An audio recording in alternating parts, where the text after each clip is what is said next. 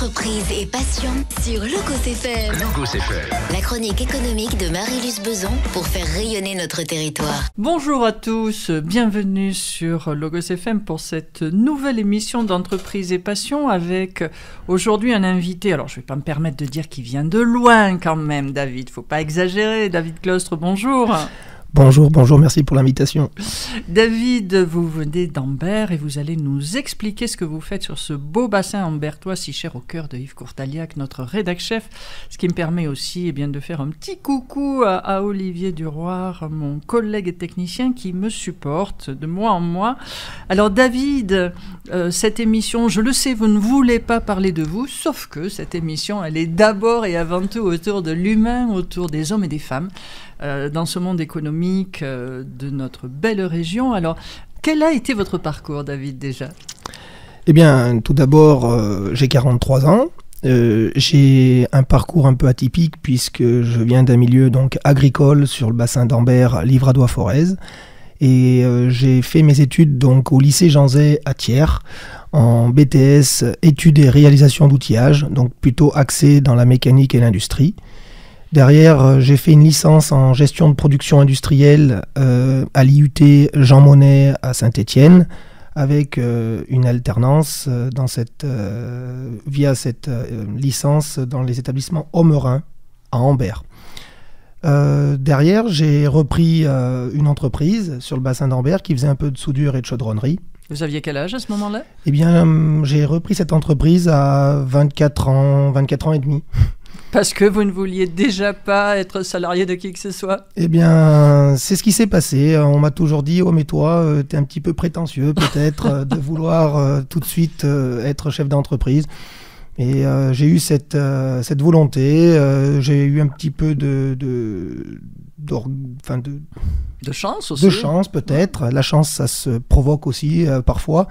Et ça s'est plutôt bien passé pour moi en 2005. Pour développer cette première entreprise qui s'appelle donc Amberben aujourd'hui, que nous avons déménagé, qui était dans la rue de l'Industrie à Ambert et qui est sur le secteur de Saint-Féréol-des-Côtes, au sud de la ville aujourd'hui. Alors ce rachat, il s'est passé comment ? C'était un cédant qui partait à la retraite ? Quelle était la structure à ce moment-là ? Alors pour tout vous dire, ce qui s'est passé, c'est que pendant mes études supérieures, j'ai travaillé en intérim dans cette entreprise. Et le patron de cette société arrivait à l'âge de la retraite et je suis tombé au bon moment, les planètes se sont alignées et j'ai repris cette société tout simplement. Et qu'est-ce qui va alors faire ce développement ? C'est en restant dans la même activité ? C'est en étant sur d'autres secteurs ? Comment est-ce que vous avez réussi à gérer cette transition ? Sur le secteur d'Ambert Livradois-Forez, avant même le regroupement des communautés de communes, il y avait une véritable problématique sur la gestion des déchets. Et en 2007-2008, le président du CIVOM d'Ambert, à l'époque, travaillait avec les grandes entreprises que je ne citerai pas, que vous connaissez tous dans le monde du déchet aujourd'hui, et m'a dit si tu souhaites continuer à te positionner, il faut structurer. Et pour faire très simple, on a acheté un terrain à côté de la décharge d'Ambert que nous avons structuré, viabilisé et mis aux normes pour lancer en 2008 la première déchetterie professionnelle de la vallée qui s'est développée avec l'installation d'un centre de tri sélectif.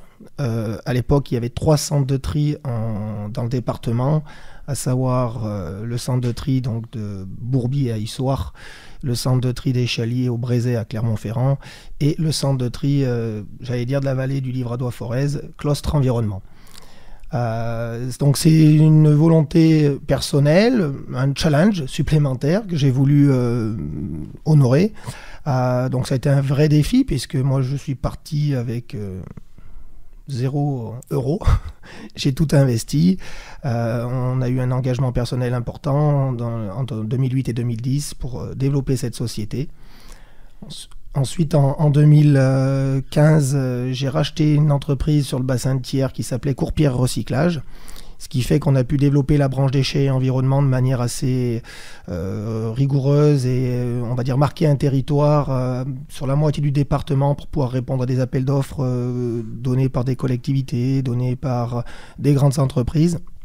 Et on était positionné et on rayonnait mieux géographiquement en ayant 2 entités, une sur Ambert et une sur le bassin thiernois, pour développer avec des éco-organismes, développer avec des collectivités, comme par exemple le Valtom, que tout le monde connaît pour la gestion des déchets privés. Et puis voilà. Et c'était une vraie volonté de votre part, parce que vous auriez pu, ça aurait peut-être été plus facile d'aller ailleurs, d'aller sur d'autres territoires, mais cette volonté de rester sur cette vallée natale était fondateur pour vous. Oui, comme je vous l'ai dit en début d'émission, je suis natif et originaire d'Ambert. Mes parents étaient agriculteurs, donc j'avais, on va dire, un peu de sympathie, d'amour pour le bassin, pour le territoire d'Ambert-Livradois-Forez, et j'y suis attaché. Donc en effet, j'ai développé localement. J'aurais pu faire cela en dehors du territoire, mais comme il y avait un réel besoin à la fois demandé par les services et par les entreprises, j'ai dit c'est peut-être le moment, banco, il faut y aller. Donc ça n'a pas été simple, j'ai pas forcément réfléchi, mais quand on est entrepreneur et qu'on a l'âme d'un entrepreneur, aujourd'hui il faut pas trop réfléchir, encore moins aujourd'hui je pense qu'il y a 15 ou 20 ans, de par la conjoncture et l'économie qui est encore complètement différente. Mais voilà, c'est pourquoi je me suis vraiment engagé professionnellement sur ce territoire avec Ambert-Ben et puis Claustre Environnement.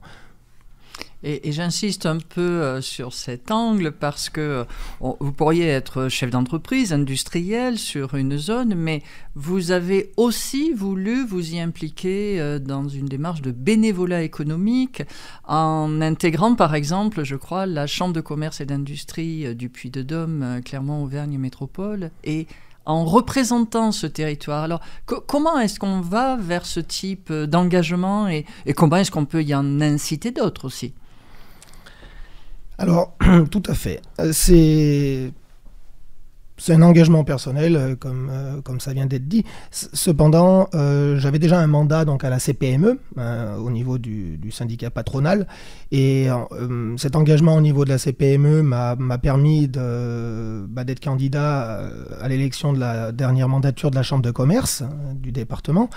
Et de par d'autres titres d'action bénévole, en l'occurrence sur un club d'entreprise qui s'appelle Travailler et vivre en Livradois-Forez, que je préside donc depuis 3 ans, qui a des actions spécifiques et qui tournent autour du recrutement et du conjoint et de la conjointe en Ambert, Livradois-Forez. Ça m'a donné un engagement supplémentaire à aller au-delà du territoire et donc de prendre ce mandat de la Chambre de commerce. Après, c'est une véritable conviction personnelle, puisque c'est un engagement, et quand j'essaie de prendre un engagement, j'essaie de m'y tenir, à savoir d'être présent aux différentes OP importantes que le mandat de CCI me demande, puisque je suis référent du bassin, donc Thiers-Ambert, et que ça me permet d'échanger avec des personnes avec qui je n'échangeais pas auparavant, et ça permet de se construire et de pouvoir parler et défendre des sujets qui tournent autour de l'économie et du commerce sur nos territoires respectifs. Concrètement, sur cette mandature, qu'est-ce que vous avez réussi à mettre en place, à développer sur le bassin et dont on sait quand même que, essentiellement des réunions clermontoises, quasiment 1h15 de trajet à chaque fois, donc c'est un vrai enjeu pour vous, hein, et je le redis, c'est bénévole. Alors concrètement, comment est-ce que vous arrivez à porter cette parole consulaire sur le territoire ? Eh bien, au début de la mandature, sur le territoire, nous étions 7 élus, avec rapidement après les élections un référent, donc moi-même, et j'ai perdu quelques compatriotes au cours de cette un peu plus que mi-mandature déjà. Moi, comment j'ai fait pour maintenir le cap? Eh bien, déjà, c'est que je suis très impliqué dans les actions menées par les EPCI, menées par les communes, sur les sujets qui tournent autour de l'industrie, de l'entreprise et de l'artisanat, du moins au niveau des activités économiques. Donc ça, c'est des sujets qui me préoccupent, puisque je me dis qu'aujourd'hui, c'est très important d'avoir de l'emploi sur nos territoires ruraux, que sans l'emploi, pour moi, il est difficile de maintenir un tissu associatif très important sur Ambert-Livradois-Forez, puisque nous comptons quasiment 570 associations, donc c'est très fort. Et parmi ces associations, il y en a de très très belles qui font venir des belles opérations de territoire et qui mettent en avant la culture, le tourisme et le vivre sur notre territoire. Et surtout, je m'implique aux engagements et aux sollicitations qui me sont faites par les différentes EPCI, qu'elles soient ambertoises ou thiernoises. Alors j'allais y venir parce qu'il y a Ambert, mais il y a aussi ce bassin de Thiers avec, vous l'évoquiez, des événements emblématiques. On pense forcément à Coutelia, mais il y en a beaucoup d'autres. Des territoires vraiment différents qui ont des problématiques communes. Comment est-ce qu'on acculture les deux et comment est-ce qu'on porte la parole des deux ? Eh bien, pour porter la parole des deux, il faut quand même bien peser les choses, parce que on est sur le parc Livradois-Forez, donc on est dans l'enceinte d'un même territoire. Cependant, il n'y a pas tout à fait les mêmes problématiques d'attractivité et d'économie, puisque le bassin thiernois est quand même achalandé par l'autoroute, par le train, donc les voies ferroviaires, alors qu'à Ambert, il n'y a pas d'autoroute et il n'y a pas de train. Donc déjà, ça, au niveau de la mobilité et de l'accessibilité, au niveau de la logistique et autres, c'est des points bien divergents. Cependant, ça reste une vallée bien tracée entre le Puy et Vichy, et où il y a des activités qui peuvent être communes, même des opérations de sous-traitance entre les différentes entreprises qui peuvent s'envisager à court ou moyen terme.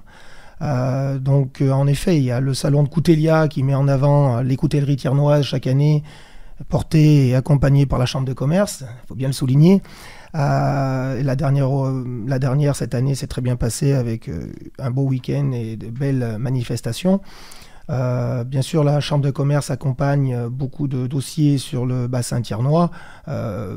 Actuellement, il y a des sujets sur certaines marques, sur certaines problématiques. Donc nous sommes là, à l'écoute, et c'est très important. Et l'objectif, c'est d'être en contact aussi avec les élus, aussi bien ambertois que thiernois, au niveau des mairies, sous-préfectures et des présidents de communautés de communes, avec qui on a quand même un échange assez fluide et régulier sur les problématiques éventuelles que nous pourrions accompagner et soutenir.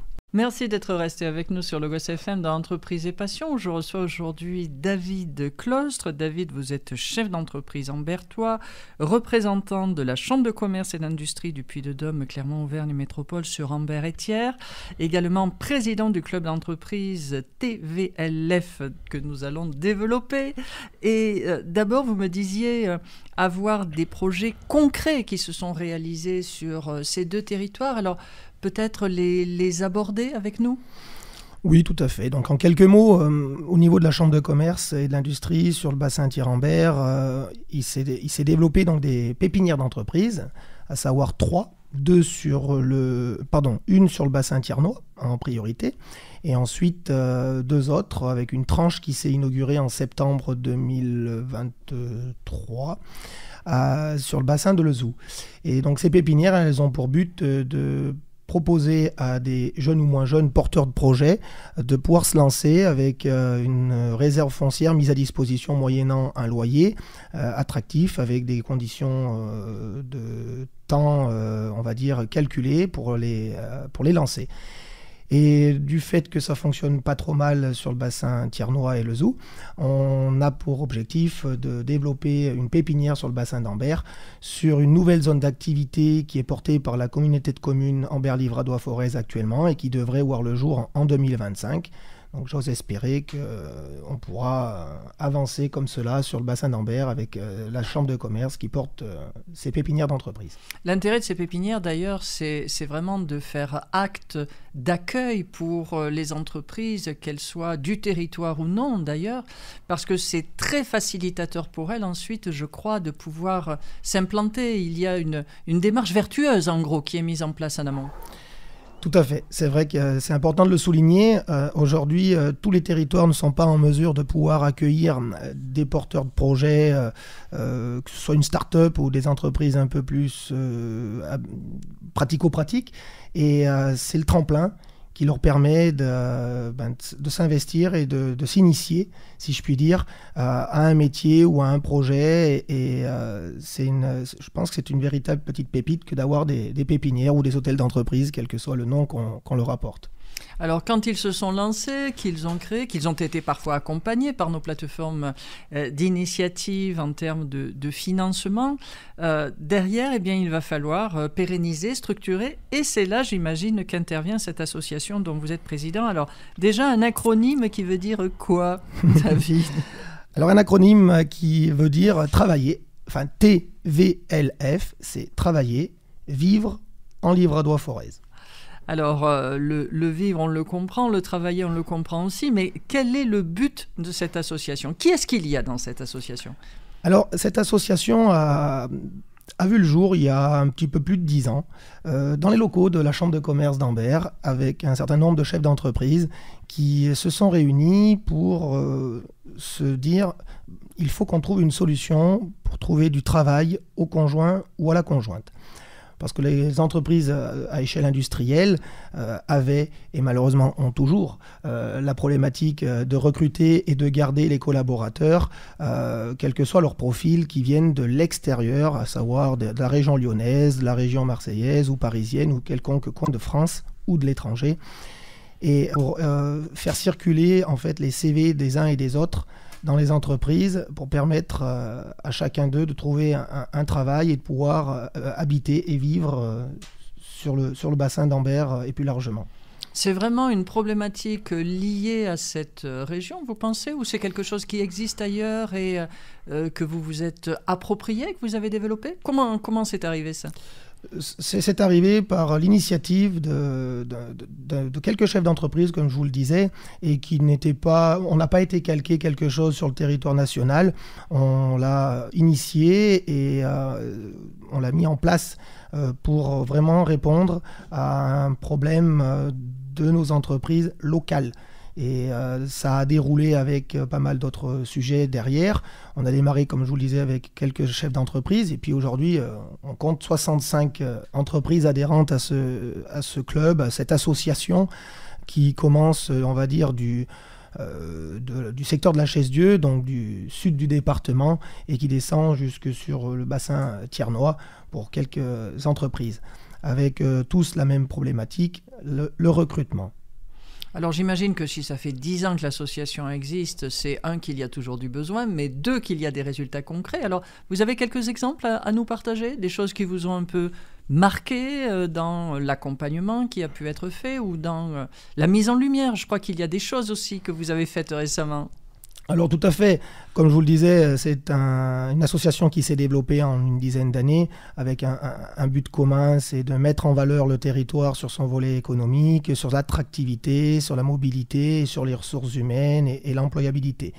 Et à travers ces sujets-là, on a vraiment mis un pas en avant en organisant Ambert Job au cours du festival d'Ambert. Et cette année, c'était la 3e année consécutive de cette représentation qui met vraiment en avant les entreprises, leur savoir-faire et qui permet, pas forcément de recruter sur le festival, mais qui permet à des festivaliers du département et des départements limitrophes de savoir ce que l'on fait sur ce territoire, à savoir qu'on a toutes les activités qui y sont représentées, on a une grosse diversité, ça va de l'industrie de la chimie, ça va à la métallurgie, ça va à la transformation du bois avec des beaux fleurons dans le monde du bois. On va bien sûr à l'industrie de la tresse, c'est le bassin d'Ambert, sans la tresse, ça ne fonctionne pas. Ça va aussi au monde du bâtiment, travaux publics, à la santé, à l'agriculture, à l'artisanat et à la plasturgie. Donc tous les secteurs d'activité sur le volet économique sont représentés sur la vallée et un peu méconnus parfois des autres personnes. Et alors typiquement sur un exemple comme celui-là, vous avez le sentiment qu'il y a un développement de notoriété, une meilleure image qui est partagée par le bassin, puisque vous avez maintenant plusieurs années de recul? Je pense que les adhérents du club se sentent tous dans le même wagon, puisque on organise aussi des visites d'entreprise entre les adhérents pour apprendre à mieux se connaître et éventuellement à pouvoir échanger des opérations ou des services.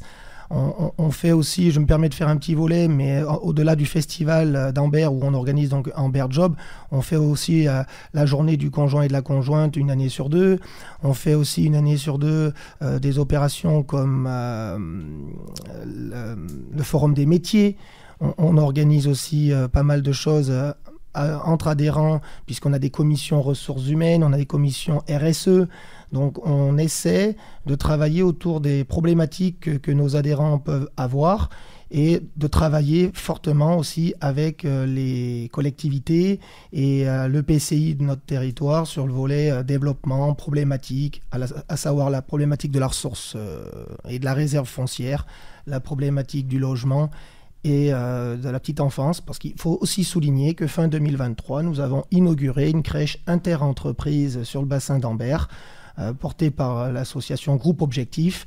Et aujourd'hui, elle est pleine, puisqu'elle a démarré en micro-crèche et qu'elle a passé au statut de crèche en cette fin d'été, puisqu'il y a 16 places pourvues pour faciliter encore une fois l'attractivité des collaborateurs ou des collaboratrices dans les entreprises en leur trouvant une place, puisqu'il y avait quelques manques dans le milieu public. Alors ça, c'est une vraie réalité également, cette implication des entreprises. Alors vous dites démarche sociale, sociétale, mais également démarche humaine, simplement, parce que cette facilitation, elle est attractive. Et vous avez voulu montrer ça également au travers de vidéos qui présentent justement certaines entreprises. Alors, comment est-ce que ça s'est passé et qu'est-ce qui a été valorisé ? Donc il y a eu un premier volet en effet où on a présenté des portraits donc de profils qui sont du territoire ou d'ailleurs, qui sont venus travailler ici. Donc c'est des portraits qui ont valorisé ces personnes-là dans leur travail journalier et dans leur vie de tous les jours. Donc ça, c'est des portraits plutôt qui sont utilisés pour montrer et mettre en avant le bien-être au travail dans nos territoires un peu verts. Et ça, je pense que ça a plutôt bien marché et c'est des supports qui peuvent être utilisés par les services ressources humaines des entreprises. Ensuite, on a fait un deuxième volet qui est en cours actuellement sur des vidéos plus ciblées sur le métier. Qu'est-ce qu'un chauffeur routier, qu'est-ce qu'un tourneur-fraiseur, qu'est-ce qu'un préparateur. Voilà. Et là, actuellement, on est en train de travailler sur ces sujets pour mettre en avant des métiers, pour les mettre plus au goût du jour avec des tendances et utiliser ces supports, encore une fois, par les services ressources humaines qui, lors d'un entretien, peuvent montrer mettre un métier en lumière à travers une vidéo. Alors, en conclusion, puisque nous sommes arrivés au bout de cette émission, mais je savais qu'on aurait pu en faire deux avec vous, David, mais si justement parmi nos auditeurs, il y a une envie d'aller découvrir ce territoire ou s'il y a une recherche d'emploi, comment fait-on ? Est-ce qu'il y a un numéro un peu qui collecte ? Est-ce qu'il y a un site ? Par où on passe ? Tout à fait. L'association TVLF a un site web qui est www.tvlf.fr, mais aussi une boîte mail d'entrée qui est contact@tvlf.fr, sur lequel vous trouverez un numéro de portable où on peut déposer les CV, on peut regarder les offres d'emploi données par les entreprises, et puis toutes les actions portées par l'association, les actions aussi portées par d'autres associations du territoire, les projets culturels, les projets économiques et tout un tas d'informations. Eh bien, merci David Clostre de nous avoir parlé de ces deux beaux territoires que sont Ambert et Thiers. À très bientôt sur le Goz FM, mais ne nous quittez pas pour la suite de nos émissions. C'était Entreprise et Passion sur Locos FM. La chronique économique de Marie-Luce Beson pour faire rayonner notre territoire.